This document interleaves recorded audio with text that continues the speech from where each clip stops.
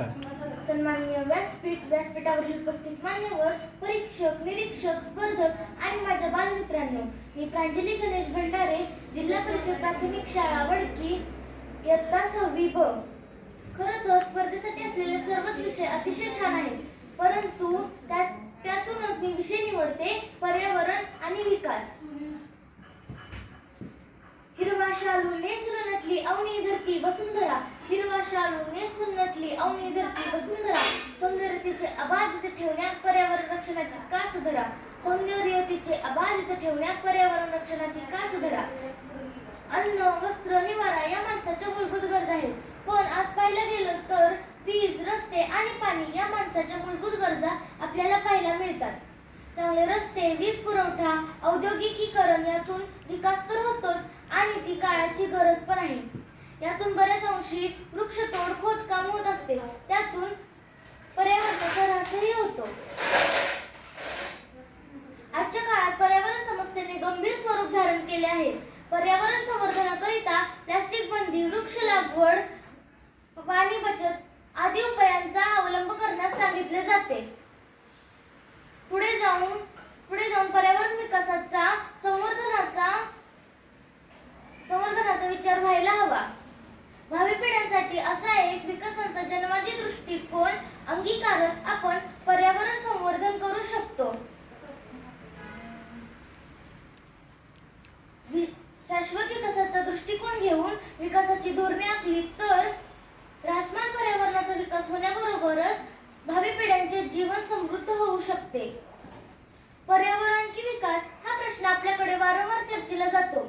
विकास करायचा तर पर्यावरणाकडे थोडे तरी दुर्लक्ष होणारच असे मानण्याचा हा काळ आहे.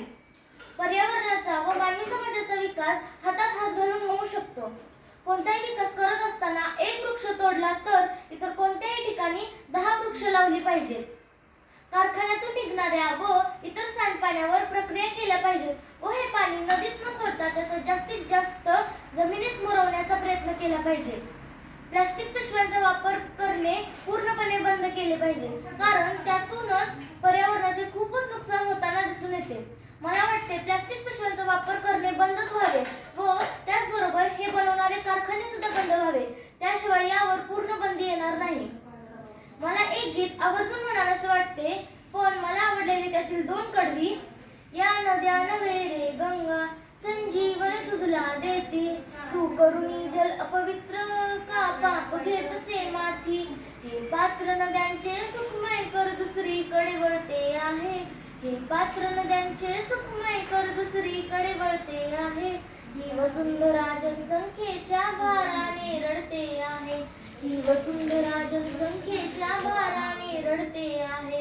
हा पावन निर्मळ वारा जो श्वास तुझा रे होतो, तू दूषित करून त्याला विश्वास कसा गमवितो, हे दुःख अनावर धरणीला रे अविरत सलते आहे, हे दुःख अनावर धरणीला रे अविरत सलते आहे, ही वसुंधरा जनसंख्येच्या भाराने रडते आहे, ही वसुंधरा जनसंख्येच्या भाराने रडते आहे.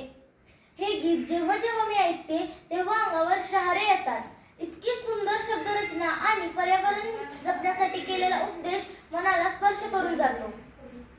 शहरांचा व गावांचा विकास कितीही वेगाने झाला तरी त्याचे सार्वजनिक आरोग्य हे पूर्णतः पर्यावरणावर अवलंबून असते.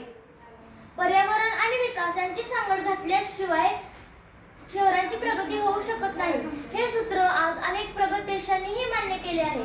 त्यामुळे लोकप्रतिनिधींनीही यापुढे पर्यावरणाचे महत्त्व जाणून घेऊन त्यांच्या अजेंड्यावर पर्यावरणाच्या समस्या आणि पर्यावरण विषयक उपक्रमांना अग्रस्थानी ठेवणे आवश्यक आहे. पर्यावरण आणि विकास यांची सांगड घालताना हे लक्षात घ्यावे, मानवी अर्थव्यवस्था हा एकूण निसर्ग व्यवस्थेचा एक भाग आहे. मानवी गरजांपेक्षा नैसर्गिक परिसंस्थांच्या गरजा अधिक महत्त्वाच्या आहेत. त्यासाठी संसाधने राखून ठेवली पाहिजेत. नदीजोड प्रकल्प तसेच पाण्याच्या खासगीकरणास पर्यावरणवादी संस्था आणि अभ्यासकांचा पूर्ण विरोध आहे. नदीच्या उगमापासून ते मुखापर्यंत नदीची परिसंस्था आणि नैसर्गिक प्रवाह टिकवलेच पाहिजेत. नदीपात्र आणि पर्यावरण विकास उपक्रमांना करताना पर्यावरण संरक्षण कायद्याचे उल्लंघन होणार नाही याची दक्षता घेतली पाहिजे. नागरी भागातील ओढे, नद्या, टेकड्या, खुली क्षेत्रे यांचे नैसर्गिक अवस्थेत संरक्षण करावे आणि तिथे मानवी उपक्रमांना मज्जाव करणे आवश्यक आहे. अशा रीतीने जर पर्यावरण संवर्धन केले तर आपला देश सुजलाम सुफलाम होईल. भविष्याचा ओळखा